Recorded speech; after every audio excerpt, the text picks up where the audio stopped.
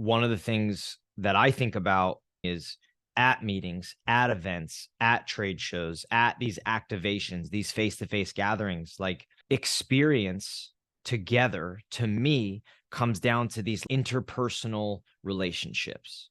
And that is difficult to quantify, right? I think if you're talking to someone who's an event planner, they need to do their best to keep a dashboard, get a scorecard, come up with some way of trying to quantify what ROI is.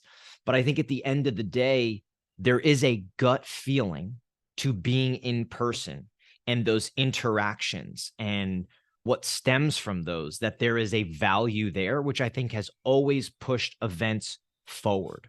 You know what I mean? They've always kind of marched on, even without having this quantifiable perfect ROI, versus you could say, hey, we ran $100,000 of Google ads this year, or just ads in general, and we closed X amount of leads, and this was the return, and this is the lifetime value. It's just different at this point, I think.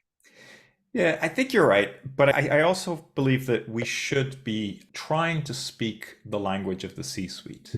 And this might sound like a strange jump, but I feel like one thing is proving ROI in the sense of how much engagement there was, how much time people spent at the booth. Was it seen as a positive kind of brand experience or whatever it is? But all of those are sort of proxy measurements for bottom line, right? Did we Yeah. raise the pipeline? Do we have more leads? Did we close more?